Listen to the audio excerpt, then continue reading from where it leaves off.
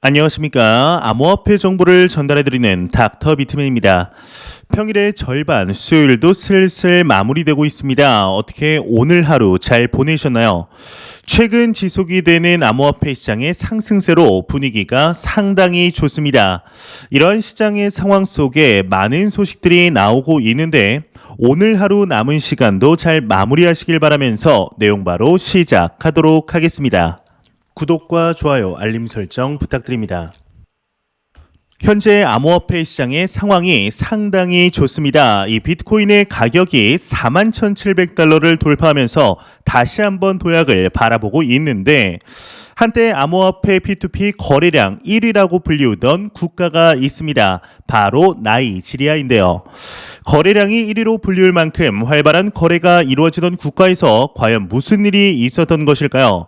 이 나이지리아의 블록체인 협회가 당국에 목소리를 내었다고 하는데 부당한 차별을 하지 말아달라 촉구를 했다고 합니다. 자세한 내용 같이 보도록 하겠습니다. 나이지리아 블록체인 협회 당국에 부당한 차별 금지를 요구하였다 헤드라인이 장식이 되어 있습니다. 나이지리아 블록체인 협회가 정부에 블록체인 및 암호화폐에 대한 차별을 금지해 줄 것을 요구했다 비트코인닷컴이 전했다고 합니다. 협회는 암호화폐 업계는 계좌 차단, 이유 없는 체포 및 구금 등 부당한 처우를 받고 있다며 당국의 인식 전환이 필요하며 은행 및 금융기관도 암호화폐 자금 세탁 방지 및 테러 자금 조달 방지 관련 역량을 구축해야 한다 말했다고 하는데요. 앞서 작년 2월 나이지리아 중앙은행은 시중은행의 암호화폐 거래를 차단할 것을 명령하였으며 이를 위반한 은행들의 벌금을 부과한 바 있다고 합니다. 현재 시간이 갈수록 암호화폐 시장에 대한 국제사회의 인식 수준이 올라가고 있지만 그럼에도 나아갈 길이 많이 남아있는 것을 확인할 수가 있습니다. 이 나이지리아의 경우는 무너진 중앙정부의 시스템과 화폐의 가치로 인해 암호화폐 거래가 활발해지는 것을 보며 아프리카 최초로 이 나이라라는 이제 디지털 화폐를 도입한 국가였는데 이미 무너진 신뢰를 다시 쌓기는 좀 어려워 보였습니다. 이와 비슷한 사례가 하이퍼인플레이션을 잡겠다며 페트로라는 국가 발행 디지털 화폐를 내놓은 베네수엘라가 있었는데 순식간에 망해버린 사례가 또 있었죠.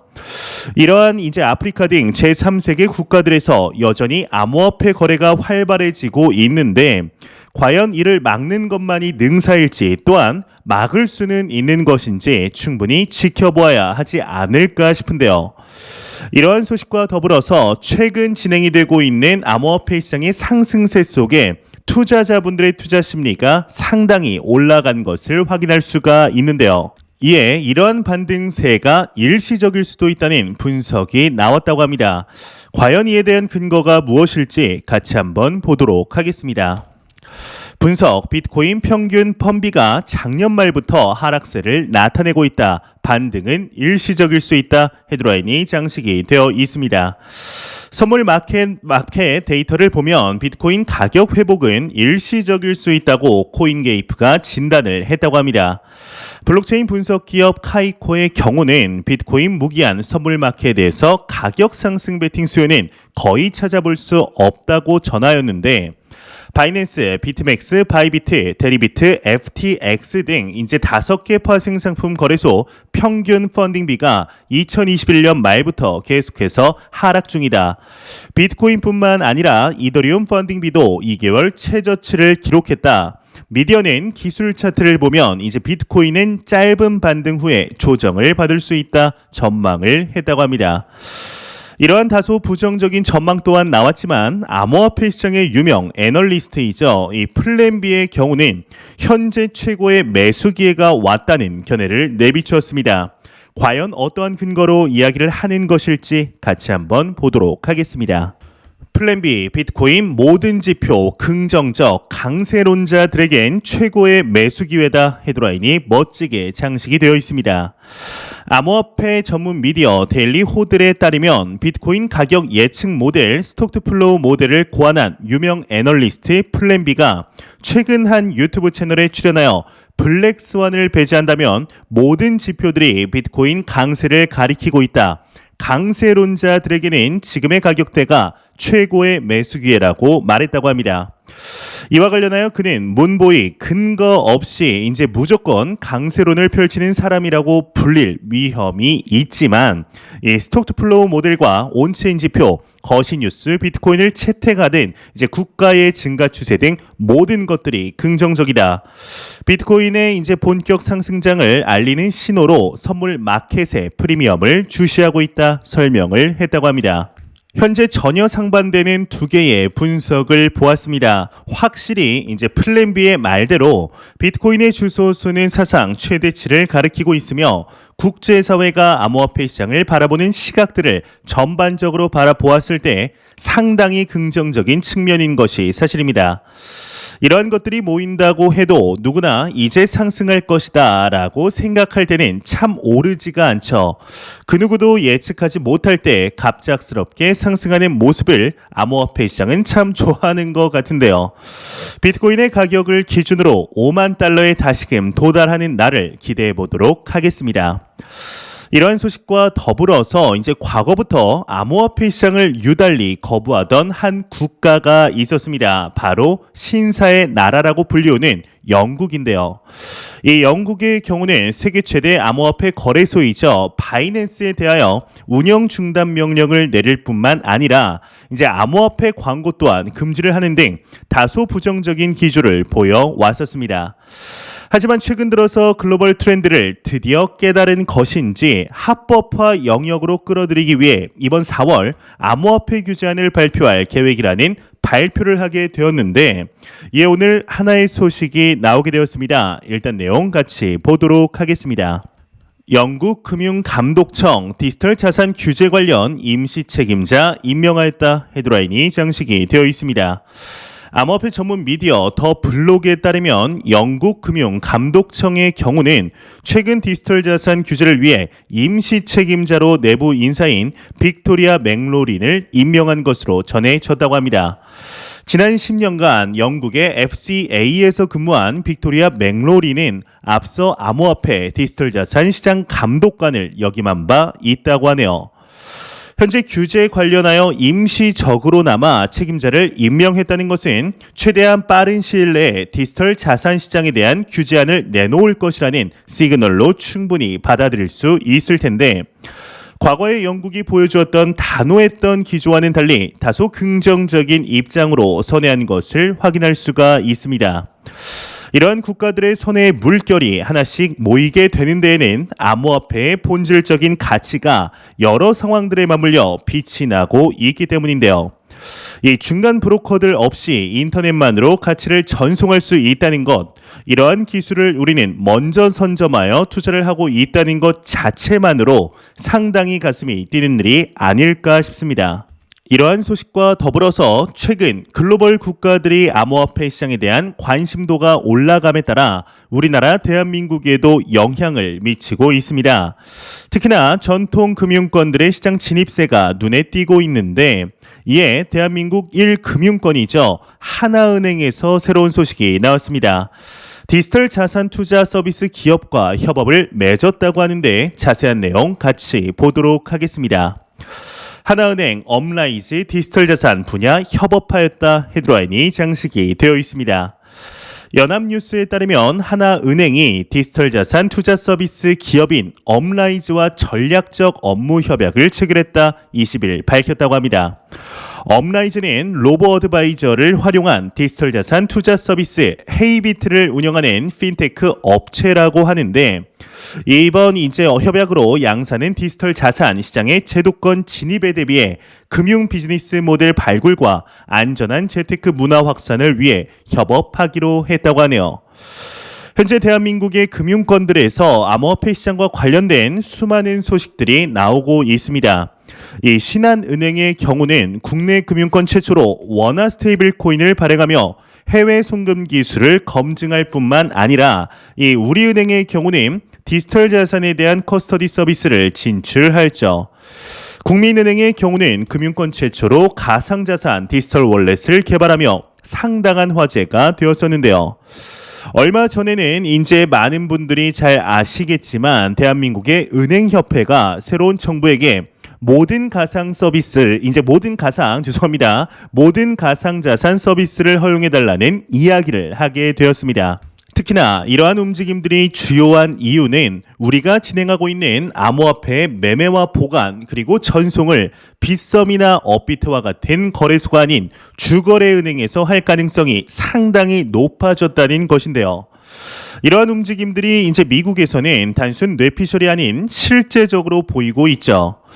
수많은 기관들이 암호화폐 시장을 향해 진출하며 미래 먹거리로 보고 있습니다.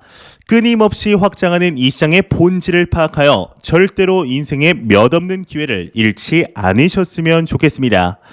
또한 매 영상 말씀드리지만 현재 우리가 투자하는 이 시장은 절대로 단기적으로 볼 만한 시장이 아닙니다. 사람의 인생에 새로운 자산의 탄생을 보는 일은 절대로 쉬운 일이 아니라는 것을 인지하시어 여유 자금으로 장기적인 안목으로 투자하시길 진심으로 바라해 보겠습니다. 이러한 소식과 더불어서 이제 매일같이 나오는 리플 XRP 관련 소식이 오늘도 또한 나왔습니다. 최근 리플사의 경우는 미 SEC와의 힘든 나날들을 보내고 있는 와중 리플의 CEO이죠. 이 브래드 갈링하우스가 암호화폐 업계 내에 문제점을 꼬집었다고 하는데요. 과연 어떠한 문제점을 꼬집었을지 같이 한번 보도록 하겠습니다. 리플 CEO 암호화폐 업계 내 부족주의가 성장을 저해하고 있다 헤드라인이 장식이 되어 있습니다.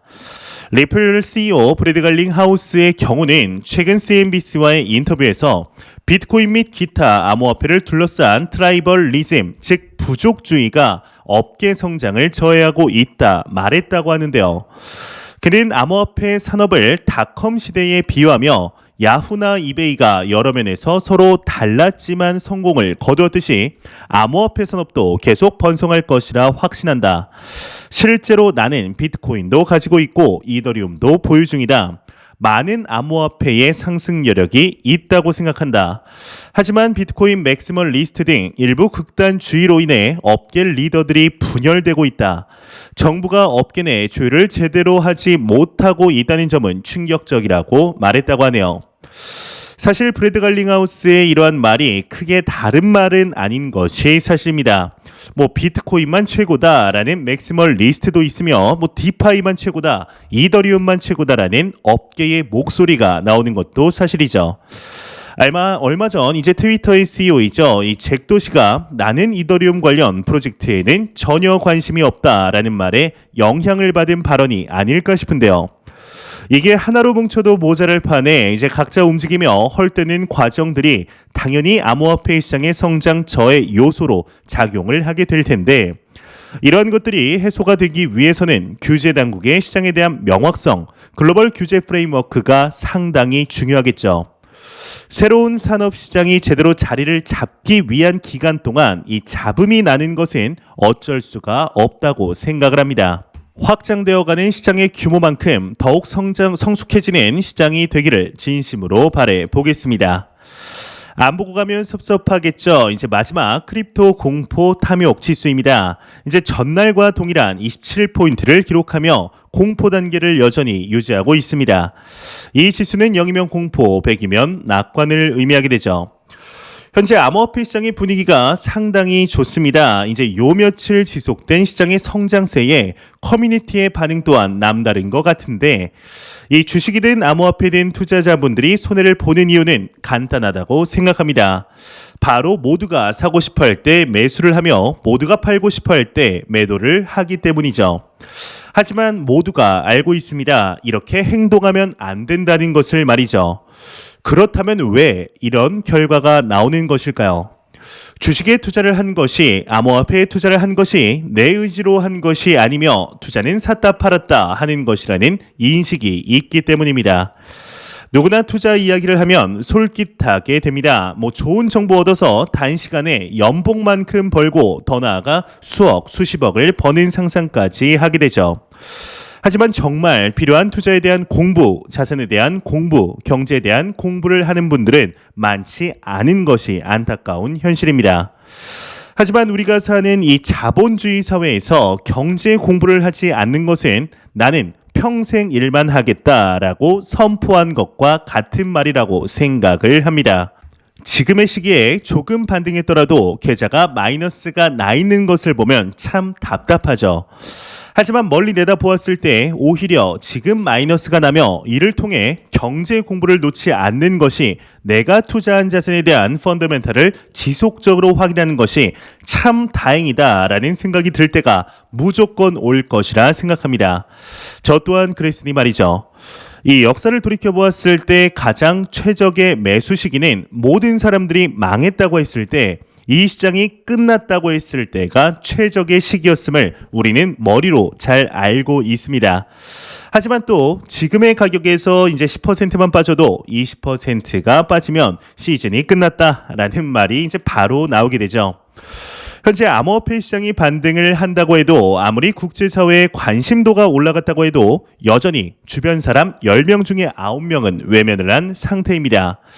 바로 이러한 시기가 우리에게는 기회로 작용하게 될 텐데 절대로 단기적인 시각으로 투자하지 마시며 장기적인 시각으로 또한 오랫동안 함께 할 수 있는 여유 자금을 통하여 투자를 진행하시길 진심으로 바라 보겠습니다. 제가 준비해온 소식은 여기까지입니다. 영상이 도움이 되셨다면 구독과 좋아요 그리고 광고 한 편만 처음부터 끝까지 시청 부탁드립니다. 이 채널은 오직 광고 수익으로 운영이 되게 됩니다. 항상 영상 시청해 주시는 시청자분들, 구독자분들 너무나 감사드립니다. 오늘 남은 시간도 잘 마무리하시길 바라면서 저는 더욱 도움이 되는 영상으로 내일 아침 출근 시간 찾아뵙도록 하겠습니다. 지금까지 닥터 비트맨이었습니다. 감사합니다.